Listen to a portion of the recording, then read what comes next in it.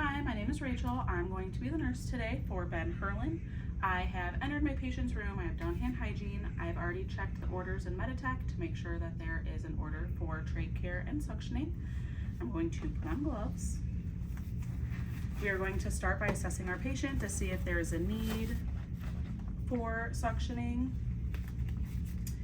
Indications for suctioning would include a low pulse ox, increased coughing, a lot of secretions, or hearing some wheezes up in the upper lobes. I have verified his name and date of birth, Ben Herlin, 711XX. Then I'm just going to listen to some lung sounds here.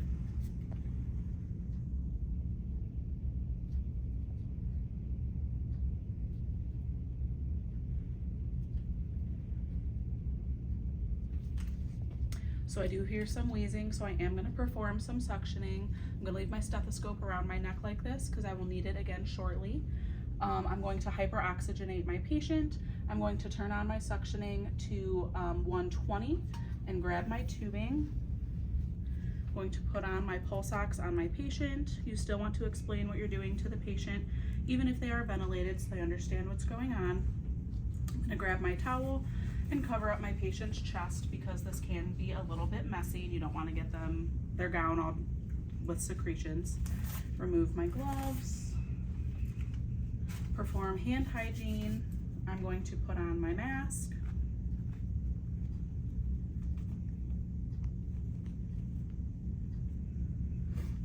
And then I'm going to open up my trach suctioning kit. Put on my sterile gloves.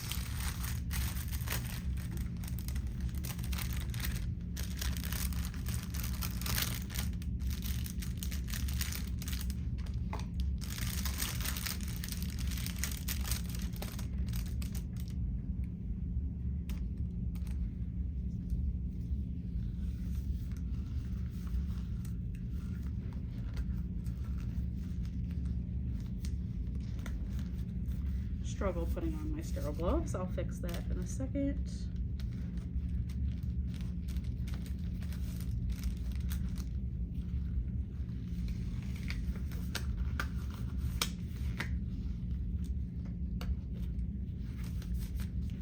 So I have my sterile gloves on. I am now sterile. I'm going to pick up my suction catheter and I'm going to want to inspect it to make sure that there are no holes other than the holes up here on the tip. It looks good to me. I'm going to wrap my suction catheter around my dominant hand for better control of my catheter. I'm going to take my hand and pour my water into my basin. My hand now is no longer sterile, it is clean. I'm going to take my suction tubing and hook it up to my suction catheter, being very careful to maintain that sterility. I am then going to test my suction by occluding my clamp and putting my catheter into my water. My suction is working phenomenally. I'm then, whoops, sorry Ben. I'm going to come up and remove my oxygen while pulling this taut so it stays nice and controlled. I'm going to leave my suction open so it is not suctioning. I'm going to insert quickly into the trach until my patient coughs. Once they start coughing, I'm going to occlude my port and suction and twist for no more than 10 seconds. Once it is out, I will rewrap around my sterile hand and reapply the oxygen. I'm going to clear out my catheter with my water. And then I have to reassess to see if my suctioning had worked. I'm going to put my stethoscope back on. Listen to lung sounds.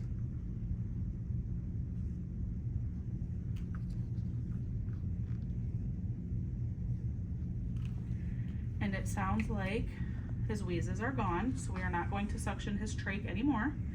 I am then going to offer to suction his oral cavity. So I will suction his oral cavity with my catheter, also cleaning it out if I need to. When I'm done with that, I will wrap up my catheter, remove suctioning, and then dispose of my catheter in the garbage with my sterile gloves. Perform hand hygiene and offer oral care if needed. If the suctioning was not enough, you could offer some oral care. After that is said and done, we have noticed that we now need to do some trach care because the secretions got a little bit all over the place. I no longer need my stethoscope. I'm going to perform hand hygiene and open my trach care kit.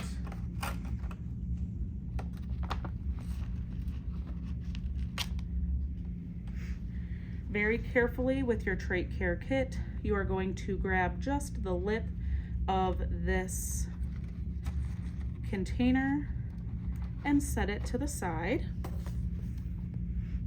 Don't do that. I am then going to put on gloves.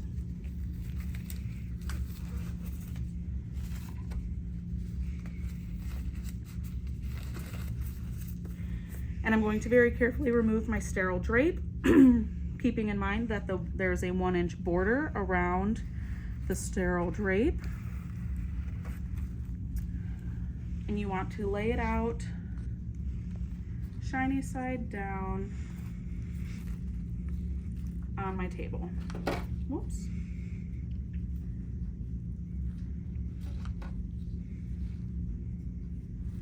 All right, I'm going to take my water. I'm going to pour about 1/2 inch into each of these basins in my trach care kit. I no longer need the water. My hands are still clean, they are not sterile. I'm going to come over and I'm going to remove the oxygen source.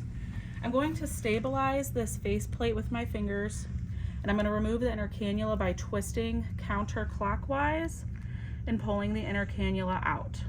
This inner cannula is going to go in the large basin and soak in that saline. While I am over here, I'm also going to remove this soiled fenestrated dressing from underneath the faceplate, and I'm going to replace the oxygen source.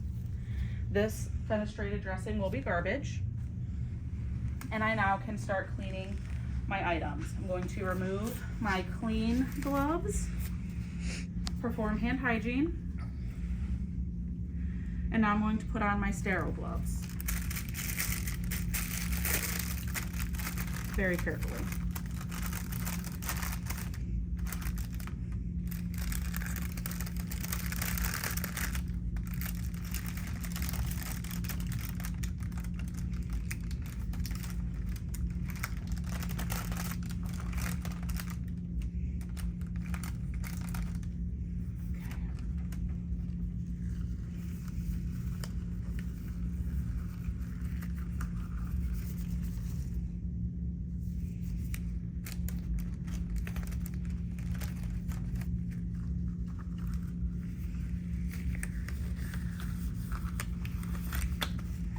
Now that I'm sterile,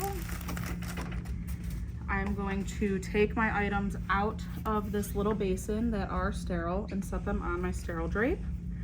In this little kit, you have a pipe cleaner, or excuse me, like a straw cleaner, and 2 pipe cleaners, 2 Q-tips, some trach ties, which we at Firelands do not use these trach ties, so I'm just going to put them in the garbage because I don't need them. And then there's going to be a fenestrated dressing for the patient, and then there's going to be a couple 4x4s that we will use while we are performing care on our patient. And I just like to separate them so they're easier to grab while I'm performing care. This is the point where you will no longer be as sterile as possible. You will try and stay as clean as possible. I'm going to take my inner cannula out with my straw cleaner. I'm going to keep this above my large basin, and I'm going to agitate and try and get all of the secretions out of this inner cannula. You can wipe the outside, you can do the inside. You just want to make sure it's nice and clean. You can get it wet again, and it is nice and clean. Now that I'm done with that, I'm going to leave that pipe cleaner in there because that is now dirty water. I'm going to rinse it in my clean water, And I'm going to take one of my 4x4s and I'm going to dry it off. Make sure it's nice and dry. Throw that one in the garbage. I'm then going to take a pipe cleaner and try and dry the inside as best as possible to make sure there's no water in there, just because that water will go directly into the lungs of our patient. So now that that is dry and clean, I'm going to come back to my patient. I am going to remove the oxygen source and very carefully just insert this back into the trach. You will turn it clockwise until you hear that click, and I'm going to return the oxygen source. I'm going to come back over to my supplies, and now I want to take these Q-tips. I'm going to take both of them and dip them in this clean water. All right, I'm going to come back to my patient and remove the oxygen source. I'm going to take one Q-tip and go underneath the faceplate so I can clean that stoma. One swipe is all you need. So there's one swipe across the bottom. Throw that in the garbage. I'm going to then go above the faceplate and clean this top of the stoma. There's the second one, garbage. Return the oxygen source. You can stay there. I'm going to use the other 4x4s, get one damp, and I'm just going to wipe off the faceplate. This gets quite dirty. You want to make sure it's clean, free of secretions. So that one was damp. I'm then going to get a third one and dry it, making sure it's nice and dry. You don't want to have any extra moisture there. After that, I am going to grab my fenestrated dressing. This is a pre-cut dressing. I did not take scissors and cut this. If I take scissors and cut it, it'll be frayed. We don't want that. Those little fibers could then go into the airway. We want it to be nice and pre-cut. And I'm going to slide it very carefully underneath the faceplate of our patient. This might take some time. It might be a little uncomfortable for the patient. It's okay. Just making sure you can kind of get it up under there as gently as possible without dislodging the trach. Our new dressing is in place. The last part, I'm going to return this oxygen source. If your gloves are dirty or soiled, you can by all means change your gloves. Mine still appear to be clean, so I'm going to leave them on. If I needed to at any point, I could take them off, perform hand hygiene, and get new ones on. This is a new trach tie. We are going to replace the trach tie that's on our patient by removing the oxygen source. You want to apply the new trach tie prior to taking the old one off. So I'm just going to kind of wiggle this up a little bit. Bending this to make it a little bit more curved helps.